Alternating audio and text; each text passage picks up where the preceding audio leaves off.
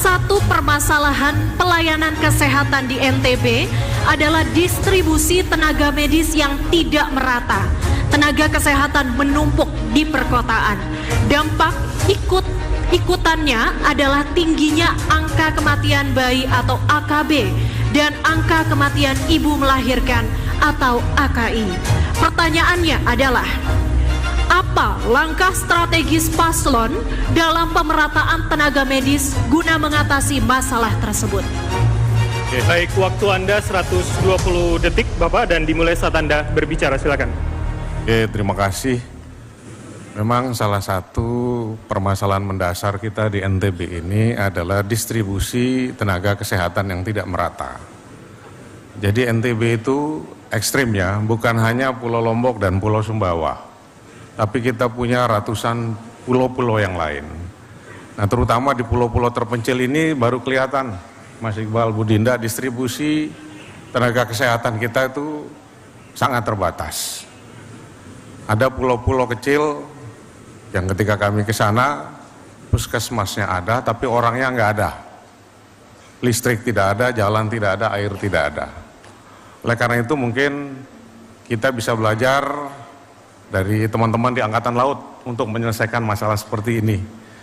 Jadi merekrut perwira atau Angkatan Laut yang berasal dari daerah setempat, sehingga ketidakbetahan ketika harus ditempatkan di tempat terpencil itu bisa diselesaikan. Nah, kami merencanakan dan sudah kami lakukan itu nanti memberikan beasiswa dan perhatian khusus bagi daerah-daerah terpencil agar ada orang dari daerah atau desa setempat diberikan beasiswa, dididik untuk menjadi bidan, menjadi perawat, bahkan menjadi dokter, untuk satu saat akan dengan senang hati kembali kepada desa dan dusunnya masing-masing.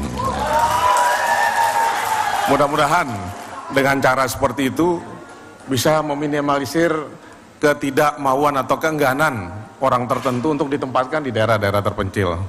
Kita yang belum pernah punya pengalaman tinggal di daerah terpencil mungkin mengatakan, itu harus adil begini begitu, tapi kenyataannya tidak mudah menempatkan orang terpelajar di tempat yang sangat terpencil, yang jauh dari keramaian dan lain-lain. Mudah-mudahan dengan mendidik tenaga kesehatan yang berasal dari daerah setempat, ketimpangan atau kelangkaan tenaga kesehatan bisa kita atasi. Terima kasih.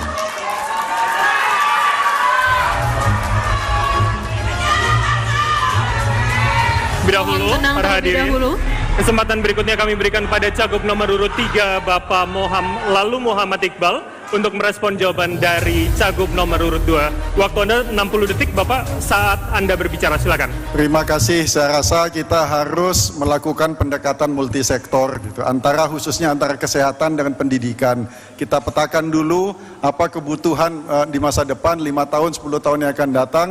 Lalu dalam strategi pendidikan kita memberikan beasiswa kepada memang sektor kesehatan tersebut sesuai yang dibutuhkan, dan kita prioritaskan mengambil yang ada dari daerah setempat. Ini saya kira penting pendekatan ini, dan yang penting lagi adalah memberikan insentif, karena ada pengorbanan yang dilakukan oleh tenaga kesehatan kita. Kita harus memberikan insentif yang membuat mereka merasa nyaman untuk bekerja di situ, yang layak dibandingkan dengan pengorbanan yang diberikan oleh yang bersangkutan. Makasih. Masih ada 15 detik, ada yang ditambahkan? Saya kira sejalan dengan reformasi birokrasi, kita akan mengajukan formasi tambahan untuk tenaga kesehatan di daerah terpencil tersebut. Terima kasih. Baik, terima kasih Bapak Muhammad Iqbal. Terima kasih. Kesempatan berikutnya akan kami berikan kepada calon gubernur nomor urut 1, Ibu Siti Rohmi Jalila, untuk merespon jawaban dari calon gubernur nomor urut 2. Dimulai pada saat Anda berbicara.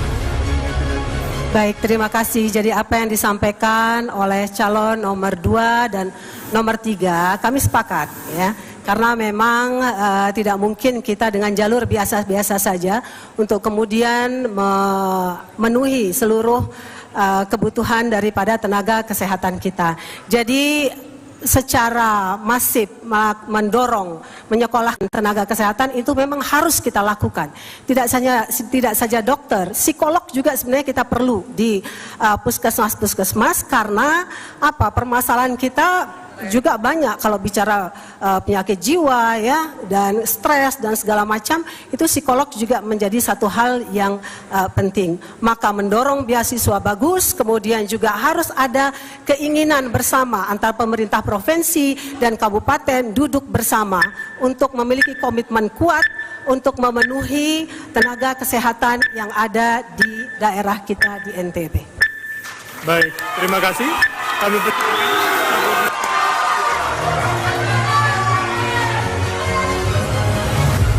Oke, saya kira apa yang ditambahkan oleh paslon nomor 3 maupun nomor 1, saya kira sangat bagus, saling melengkapi.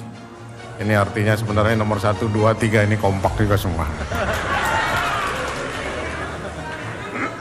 Baik, ada yang ingin ditambahkan Bapak? Waktu Anda masih ada?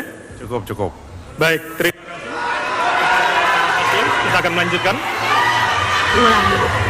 Baik, saya akan bacakan pertanyaannya. Tata kelola birokrasi di NTB belum sepenuhnya menerapkan merit system, sebaliknya masih berwajah spoil system atau kedekatan. Pertanyaannya, bagaimana komitmen dan strategi paslon dalam mewujudkan merit system di birokrasi?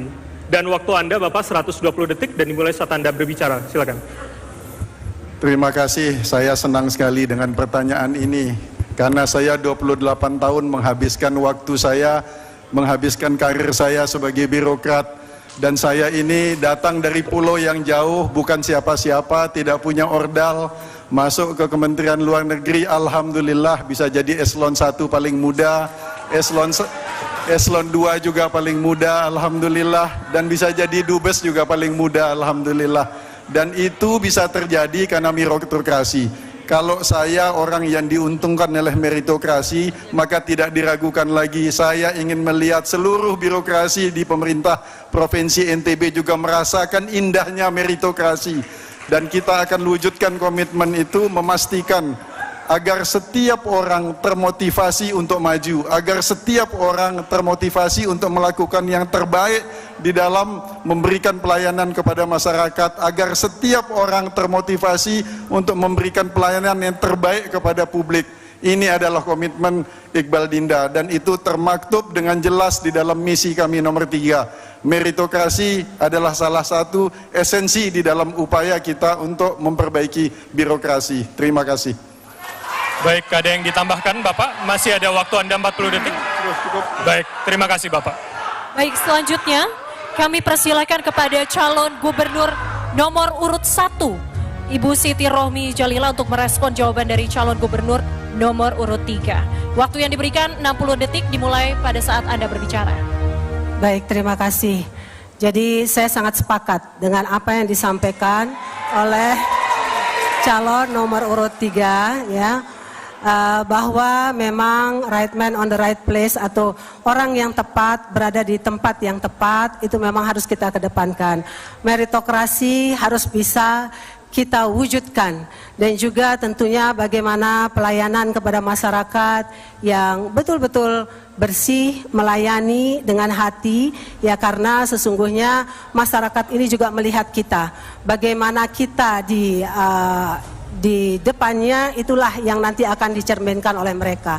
Sehingga insya Allah kalau kita bisa melayani masyarakat dengan tulus, dengan sungguh-sungguh, dan proses daripada pengangkatan jabatan itu melalui proses yang benar, maka akan menghasilkan orang yang tepat. Baik, terima kasih Ibu. Saya persilakan kepada cagup nomor urut 2 untuk merespon jawaban dari cagup nomor 3, dan waktu Anda 60 detik mulai Anda berbicara Bapak. Silakan. Seperti pasangan 01, kami juga sepakat ya, dengan apa yang disampaikan oleh pasangan 03. Tapi jadi gubernur itu beda dengan jadi dubes. Jadi bahwa meritokrasi itu penting, Tapi kadang-kadang jabatan publik yang dipilih langsung oleh masyarakat itu mesti menyediakan toleransi dan kelenturan. Ada satu kalimat pendek yang menurut saya menarik, don't kick the system too hard because the system will kick you back harder than you thought. Jangan tendang satu sistem itu terlampau keras, karena dia akan nendang balik jauh lebih keras dari yang Anda perkirakan. Jadi selain setuju sama apa yang disampaikan beliau, perlu ada kelenturan. Baik, waktu Anda habis, Bapak, terima kasih. Terima kasih. Selanjutnya kami persilahkan Tenang terlebih dahulu. Gubernur nomor urut 3 menanggapi respon dari calon gubernur nomor urut 1 dan 2. Waktu yang diberikan 60 detik, silakan. Terima kasih. Yang jelas ada 16.000 ASN di Provinsi NTB. Saya tidak akan membiarkan mereka dipolitisasi.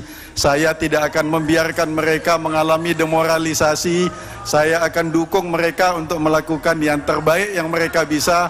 Saya akan pastikan mereka bisa melakukan semua, mengerahkan semua kemampuannya, sehingga nanti mereka bisa berkembang dan menjadi ASN yang profesional, ASN yang bermartabat, dan ASN yang sejahtera, insya Allah. Terima kasih. Masih ada waktunya, Bapak.